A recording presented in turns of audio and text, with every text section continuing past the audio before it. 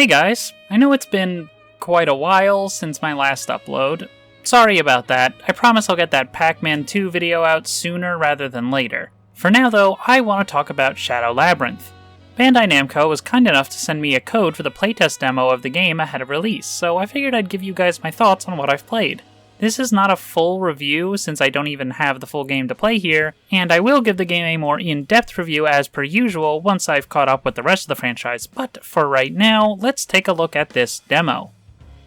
Right off the bat, the menu has this incredible jazz piece, and it's the only really memorable song in the entire demo, which just makes it feel out of place, but who cares, it's a banger.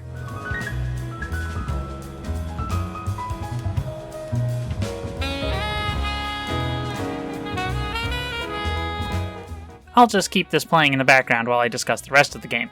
So in case you aren't aware of what Shadow Labyrinth is, it's the latest game in the Pac-Man series, coming from director Katsuhiro Harada of Tekken fame. It's a Metroidvania that plays similarly to something like Hollow Knight, and you play this little dude named Swordsman No. 8 with the assistance of Puck following behind, who you can use for extra abilities, like climbing these neon walls or transforming into this big mech thing called Gaia. There's not much in the way of story stuff, at least in the demo, presumably to avoid any spoilers for the full game, but at one point, this guy shows up to give you a new ability. I have no idea who this is, and he looks really out of place in this game. It kinda caught me off guard when I ran into him.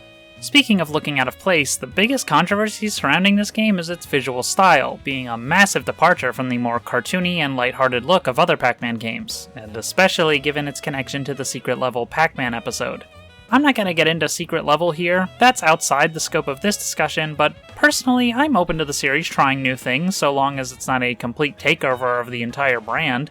And clearly this is not going to be another Ghostly Adventure situation. They're openly celebrating the more traditional Pac-Man branding and the other stuff they've been doing throughout his 45th, so I'm not really worried about Shadow Labyrinth ruining the series or anything.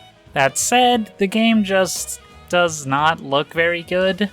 Textures are weirdly low res, animations look straight out of a Flash cartoon, and some of the enemy designs are just nasty looking. Look at what they did to my boy. And what's up with this map screen? It looks like a placeholder. I mean, this is a demo, maybe it is a placeholder, but I can't really say for sure. It took me a while of staring at it to even realize that the light blue parts are the walls and the dark blue parts are the open areas you can walk around in, not the other way around. When the environments pull out these neon colors and stuff, it contrasts well against the more naturalistic environments and looks pretty nice, but on the whole, the visuals are not impressing me, at least in the small slice of gameplay the demo provides. That's fine though, I'm not going to let the art style ruin the game for me or anything, but I am hoping that some of this stuff is at least touched up for the full release, especially that map. Gameplay-wise, this is pretty standard Metroidvania fare. There's a big emphasis on combat, with the game giving you a lot of different abilities and upgrades, specifically to vary up encounters, and once you have all the abilities in the demo, it is pretty fun to run around fighting enemies. At the start, though, I was having a hard time adjusting to the combat. It felt kinda clunky. My dumbass played the entire demo without realizing there was a dodge roll, and I was sitting there thinking, gee, it sure would be nice if I could dodge in this game. I ran through the demo a second time just to try it out, and while the grounded roll feels a bit slow, the mid-air dodge is really fast and snappy and feels great to use. You can even use it outside of combat for extra traversal options. You also have a double jump and a grappling hook, but the grappling hook can feel really finicky. Trying to aim your angle just feels like a losing battle sometimes. I'll aim at a certain angle and distance, expecting to get flung up in the direction opposite to where I grappled from, but sometimes it just threw me off in a random direction, and your midair control after being flung from a grapple point is really heavy, so there's not much you can do to course correct. On top of that, you can only double jump once after leaving the ground, and grapple points don't reset it, which made this particular room really annoying. The grapples just never seemed to launch me far enough to get over these pillars, and just touching this electric pink stuff sends you back to the start of the room, so trying to get through the entire thing in one attempt felt really frustrating. Eventually, I just resorted to cheesing it with Gaia since it's immune to this pink stuff, and by timing a double jump right after untransforming, I was able to reach this grapple point, skipping all the hard parts. Little cheese strats you can perform by using your moveset in creative ways are exactly the kind of stuff I look for in Metroidvanias, so this felt really cool. Unfortunately, the demo is very linear, so this was the only time I found an opportunity to skip anything. I'm gonna chalk that up to it being a demo and just hope that the full game will be more open, because openness is really important to me in this genre. But it was a little disappointing that the demo was so railroaded. There were at least some optional side rooms with extra collectibles that let you heal, increase your max HP, or give you extra aura that you can spend on upgrading your sword. All of this side content feeds directly into the combat, which seems to be the focus of at least the demo. Combat in this game is kinda weird. At first it felt clunky and awkward, but I figured that was just to make it feel a lot more intentional. I was running in and spamming attacks, trying to either shield or just tank everything, and it was getting me killed quite a lot. For one, your shield, as well as other special abilities, run on a meter, which gradually fills back up over time, like stamina in Dark Souls or something. You can also swap the shield out for a parry, but I didn't really figure out how to use it and just stuck with the shield. It's not a go-to solution though, since you can't interrupt your attack animations to shield, nor can you shield in midair. That's what the dodge is for. Shielding has to be much more deliberate, and can give you an opening to attack an enemy if you use it right. The game also does not shy away from throwing multiple different enemy types at you all at once, and it keeps the combat feeling fresh and engaging. As far as your offense goes, all you really have is this 3-hit sword combo, but later on you get a big burst move that sends a wave of energy at your enemies. It's pretty powerful, but has a long startup animation and uses your energy meter, which could leave you defenseless if you spam it too much and overheat. There's a really neat trick to it where you can throw it in at the end of a 3-hit sword combo to skip the long startup animation, which is pretty useful against the beefier enemies. You can even use the grappling hook offensively by grappling towards enemies, though trying to do this just got me hit, so I mostly avoided it. Finally, there's Gaia, a mech transformation that does massive damage for a short time. It's really useful to blast through enemies and chunk health off of bosses, but it's on a short timer and a long cooldown. You even get this big-ass laser upgrade after beating the boss of the demo, which feels awesome to use. I was really impressed by the variety of encounters throughout the demo, with the exception of the final section.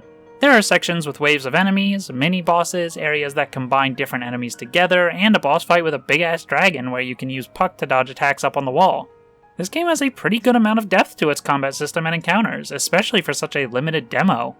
After this boss is where it kinda falls off though. Instead of just ending it right there like it probably should have, you get one last section where you climb through a maze of tunnels fighting off Figars and Pukas by inflating them with the grappling hook to get this high-grade material.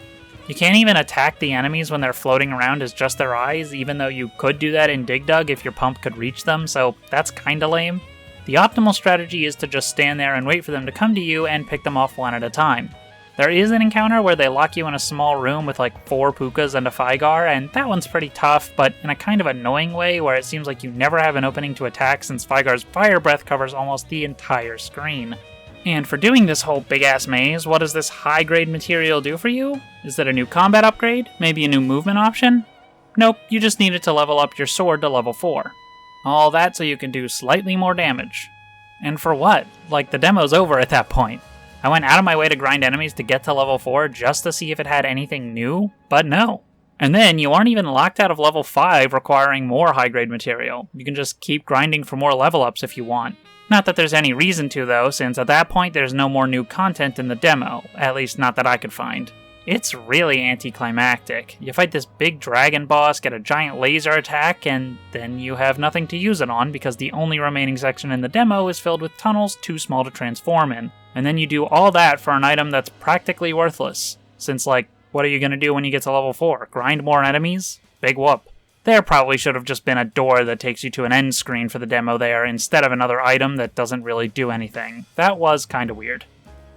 Overall, the Shadow Labyrinth demo was pretty alright.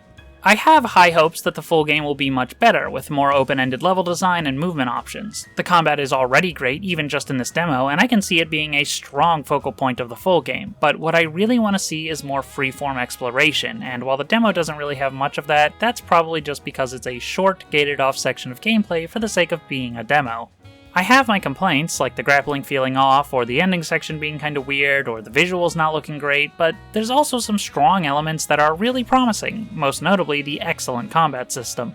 I think there's a lot of potential for this game to be one of Pac-Man's strongest original games in a long time. I mean, think about it, when was the last time the Pac-Man series did something really new? 99 or Mega Tunnel Battle? Those are just reinventions of the original maze formula with Battle Royale trend chasing layered on top. Ghostly Adventures? Well, that went down like a wet fart and just pissed off longtime Pac-Man fans more than anything else. Championship Edition? That's just another reinvention of the maze formula for modern audiences. Tilt or Party? Sure, they're more original, but they're just small spin-offs. Pac-Man World? Yeah, maybe. This could be the most original idea the series has had since Pac-Man World. And I love that. Seriously, this franchise has been getting really stale lately. Not to say the more recent games are bad. I love Championship Edition, 99, Repack, and even the GA games are solid. But this is the kind of fresh new take on Pac-Man that the series has been in desperate need of. All that said, I'm looking forward to the full release of Shadow Labyrinth next month. Thanks again to Bandai Namco for giving me a code for this demo, and I'll see you guys soon for that Pac-Man 2 review.